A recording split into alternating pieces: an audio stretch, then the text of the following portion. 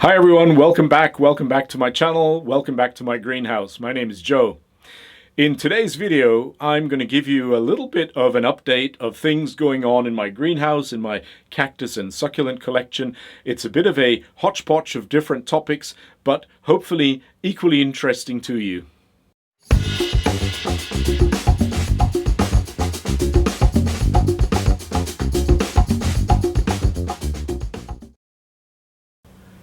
It's February and we're still in the middle of the dormancy period here on the Northern Hemisphere, and so it's relatively cool here in the greenhouse, but nevertheless there is a lot ongoing. It's relatively messy in here at the moment because I've got, like I say, quite a few activities ongoing, and that's exactly what I'd like to actually show you. Some of the things that are, just routine tasks or things that just need to be done this time of the year. And also some special items that are ongoing in terms of upgrading inside the greenhouse or upgrading with the collection. Okay, so there is one important thing that I'd like to touch on before I actually move on to show you those current activities and things going on in the greenhouse. And that is, I'd like to pick up on a wonderful comment by my friend and power subscriber, power viewer to this channel, and that's Anders from Denmark. And I'd like to pick up on his comment because he, in one of the comments to one of the recent videos that I posted, he said, "Hey Joe, I noticed you've got your 1 year anniversary of the channel coming up very soon." And it is actually, indeed, he's right. It was the 17th of February 2022 when I actually very nervously uploaded my very first video onto this brand new YouTube Cactus channel. And Anders said, are we going to hear or see anything special for that special 1 year anniversary? Well, to be honest, Anders, I had not really thought of anything, to sort of present for this 1 year anniversary. However, of course, Anders, thanks so much for that comment, because I would indeed like to thank you and all the over 800 by now other subscribers to this channel. I must say I'm, completely flabbergasted. I'm completely humbled by all the wonderful support and all the wonderful comments that you all have been making over this past year. I've made a lot of new friends, and, I would never have thought that there'd be such a positive feedback and wonderful support from all of you. Please keep all your comments coming, whether suggestions for improvements, suggestions for new themes or topics to be covered, anything that you liked, anything that you didn't like about recent videos.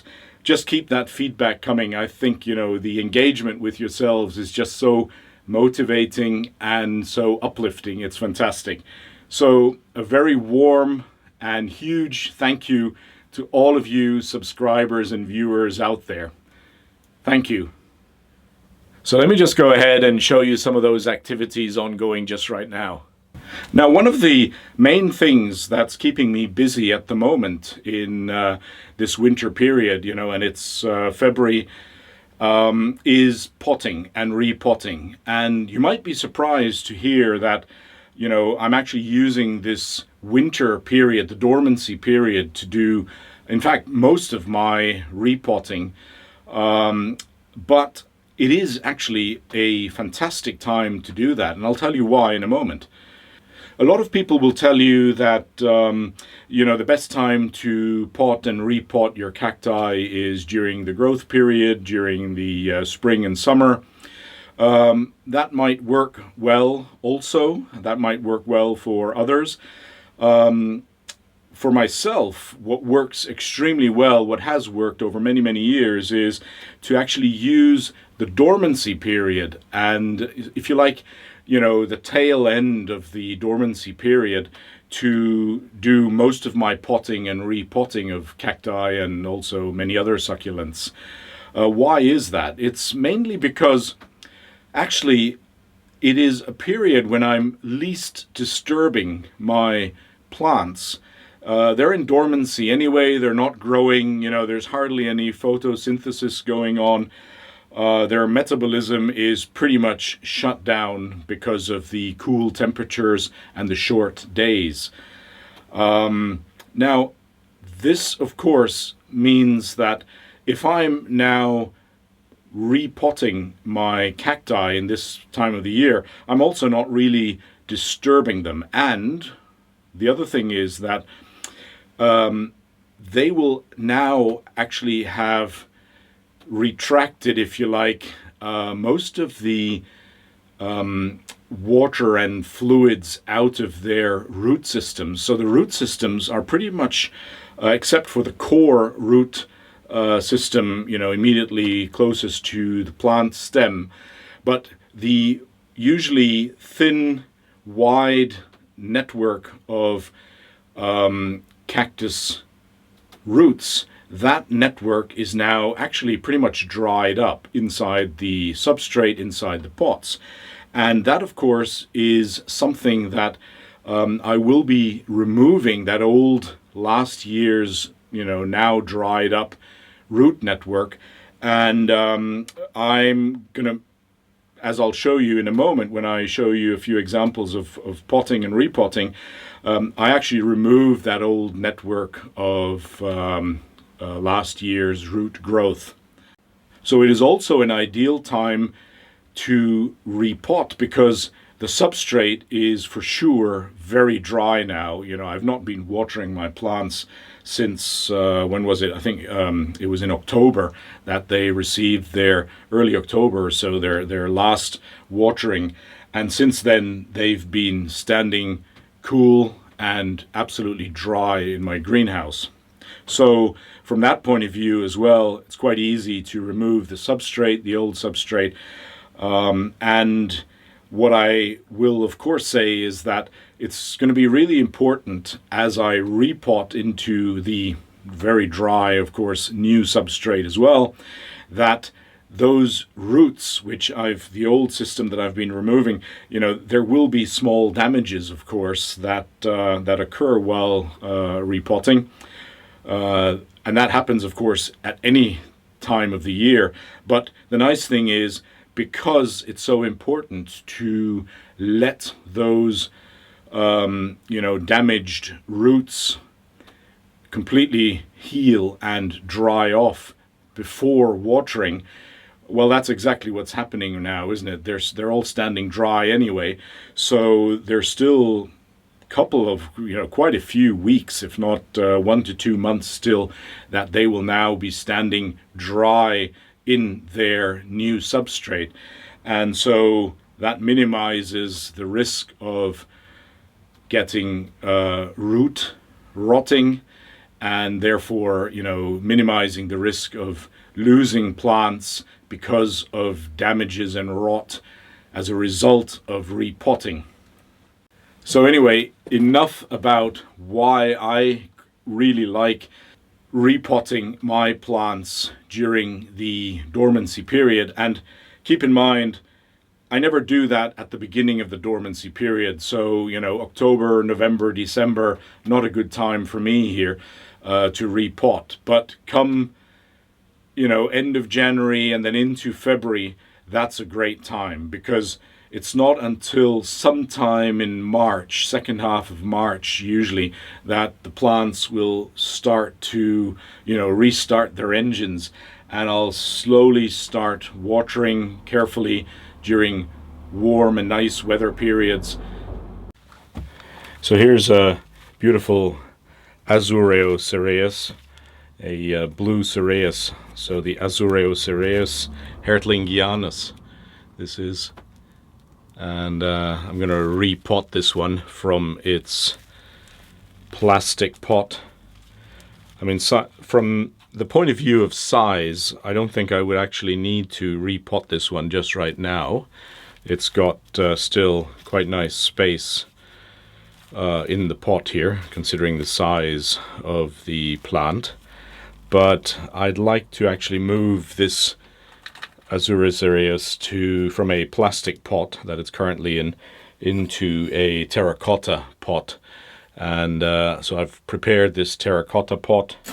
It's, I think, a 12 centimeter terracotta pot. And I like these sort of half-size Italian style terracotta pots. These are really quite pretty to look at, but they're also very practical because they're not quite as deep as many other terracotta pots.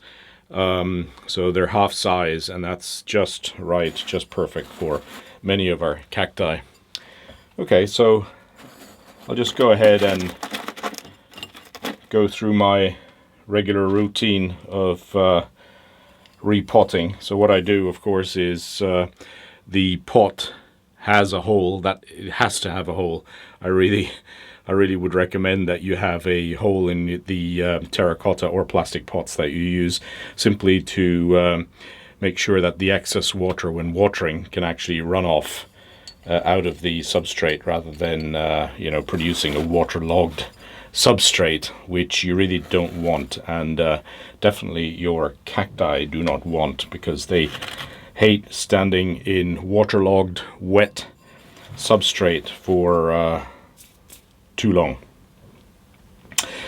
Right, so what I do, as I say, I've put a little covering rock or piece of terracotta from broken pots, or whatever you choose to use to cover the actual hole loosely.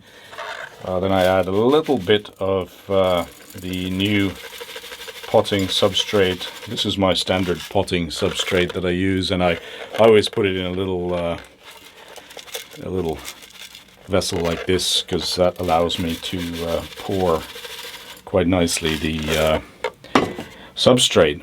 Now I've got the new pot prepared.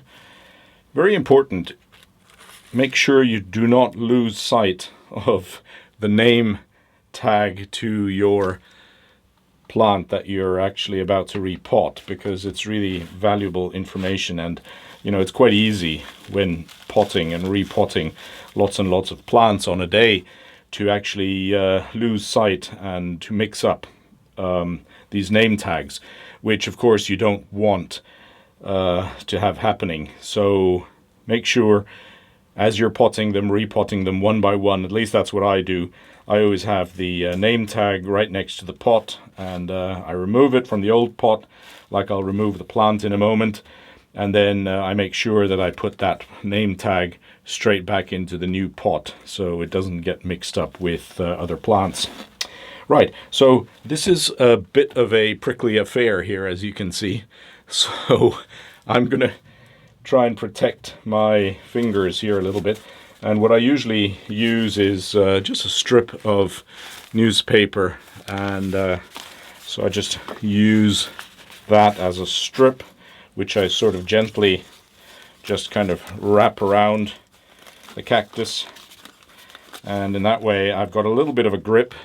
You can see that, got a little bit of a grip, but the spines can't actually pierce through the paper that I've wrapped double and triple, and I start slightly squeezing the plastic pots, which allows then quite easily, quite quickly, for the old potting substrate for the plant to come out of that old pot. Right, so here's the old pot. It's actually in pretty good condition, it's quite new. So after disinfecting, I can probably reuse that one quite easily. Now, I've got a fair amount, let me bring this to the camera. I've got a fair amount of older roots, and I'm going to remove a fair amount of these carefully now with the old substrate. That's what I'm doing here now. Just carefully balancing the plant on that newspaper strip that I'm sort of holding the plant with, and I've got the old substrate coming off quite nicely. That's one of the huge advantages of repotting in the winter. Towards the end of the dormancy is a good time, like now.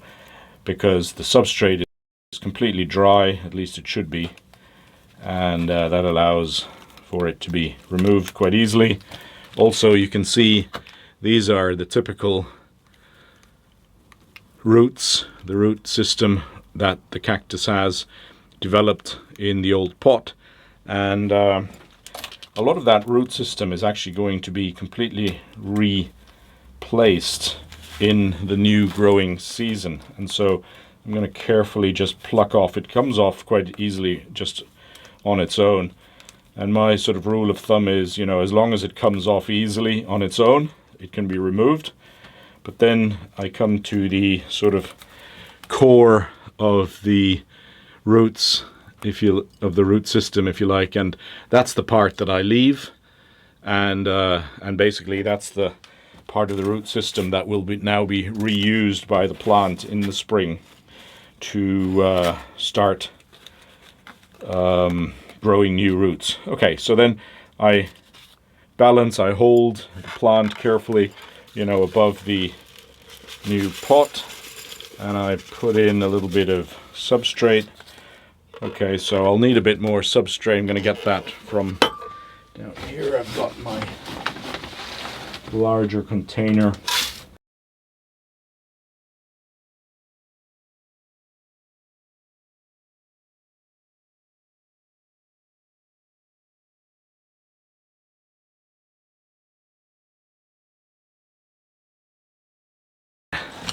And you can see I just moved that into this little pouring vessel, which is quite handy really to pour the new substrate into the pot. Let me just do that a little bit here, and what you can see already is,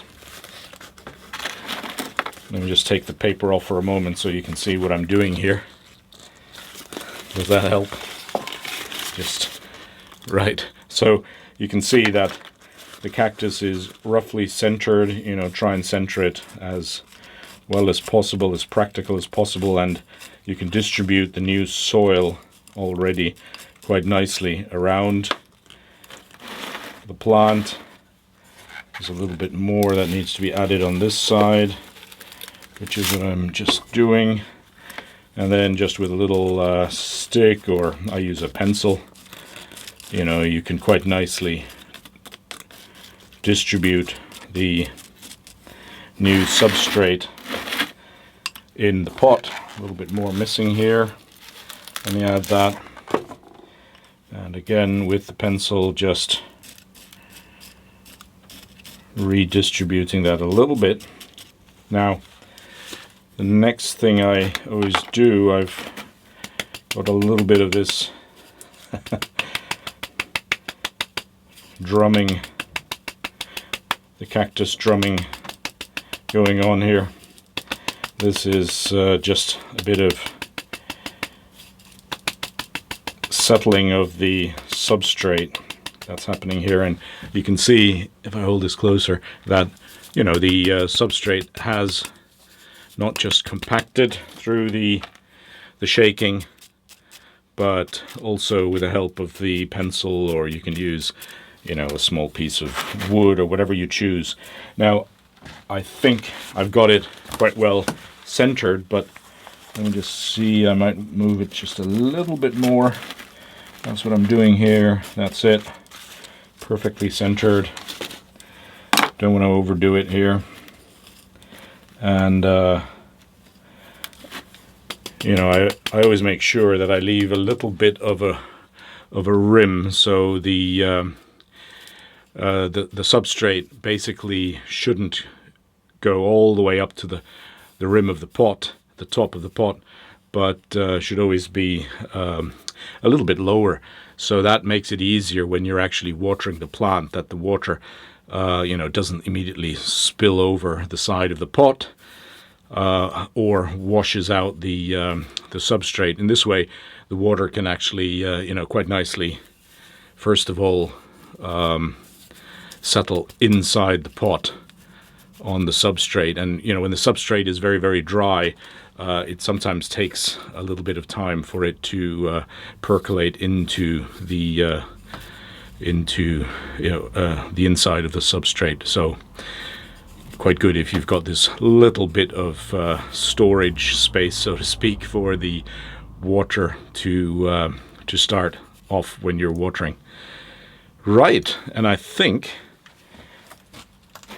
once I've now added that famous name tag that I mentioned earlier, I add the name tag, and something I also do is add a little bit of gravel, a little coarser gravel, to the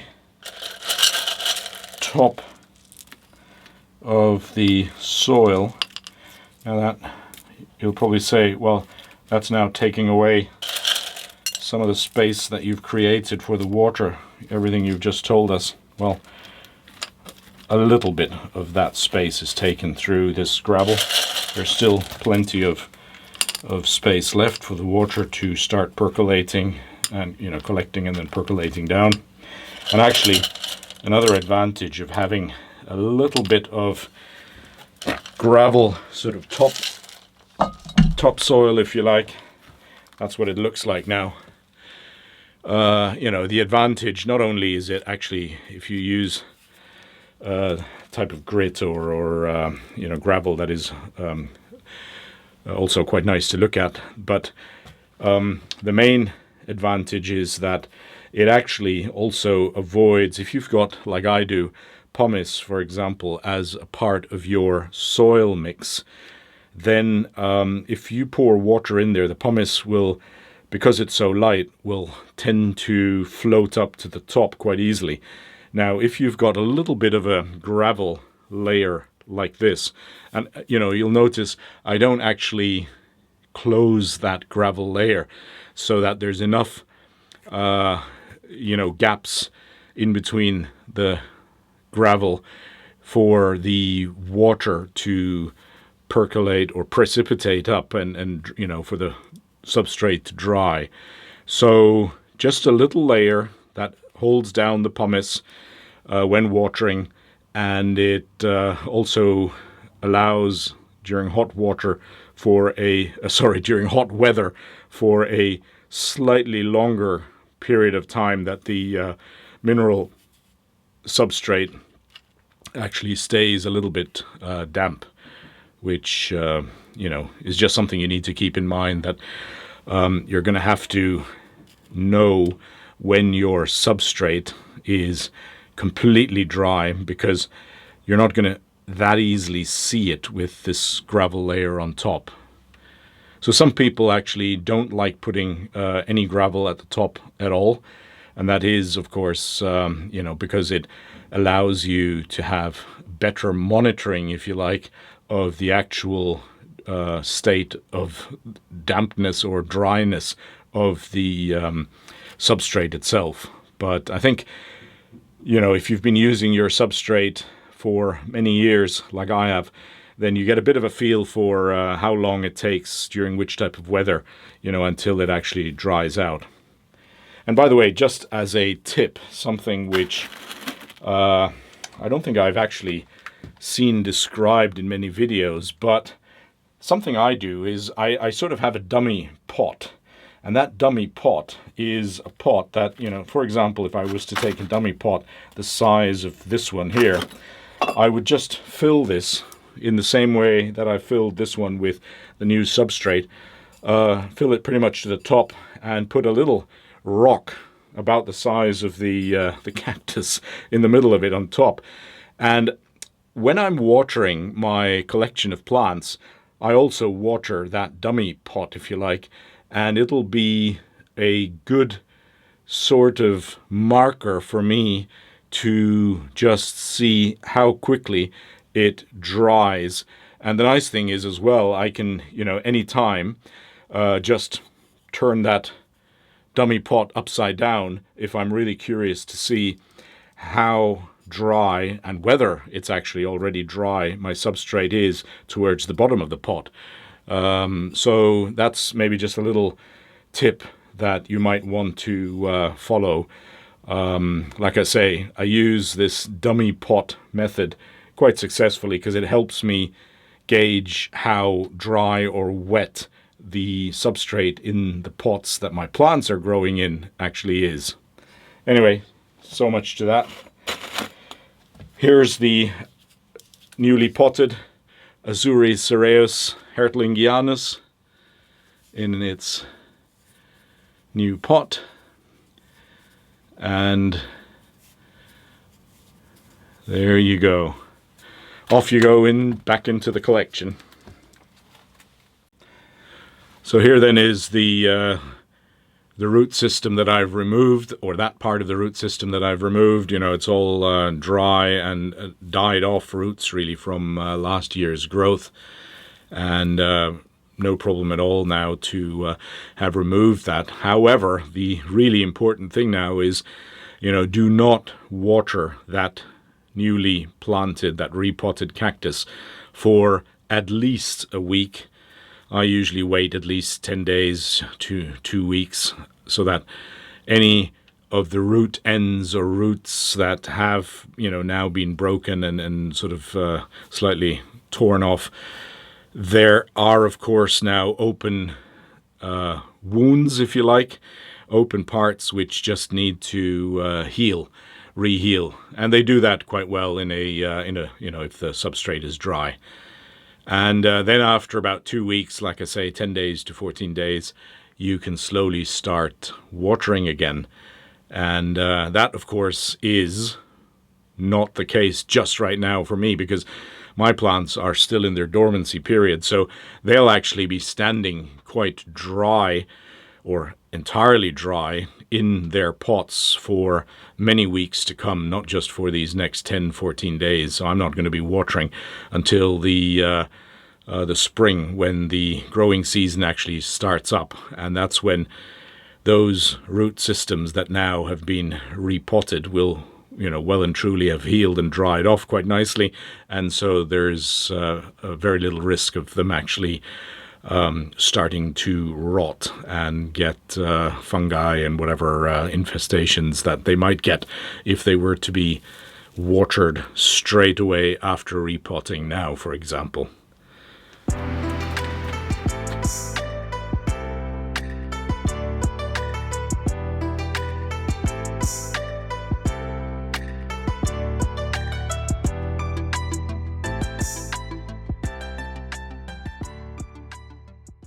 So I hope that's been an interesting collection of various activities and things ongoing here in my greenhouse at the moment. You could call it a winter update. If you liked the video, if you found it informative, you know, give me a like, please, or send me a comment if you've got a question or you'd like to comment on anything. You know, I'm always really happy to read feedback from yourselves. And with respect to subscribing, if you haven't yet subscribed to the channel, then obviously I'd be thrilled if you did. And if you do subscribe, then I would recommend you actually also click the bell icon next to the subscribe button. And that ensures that you actually get all the updates of newly uploaded information and videos to this channel. Thank you so much for watching. Hope to see you very soon again. Take care and happy growing.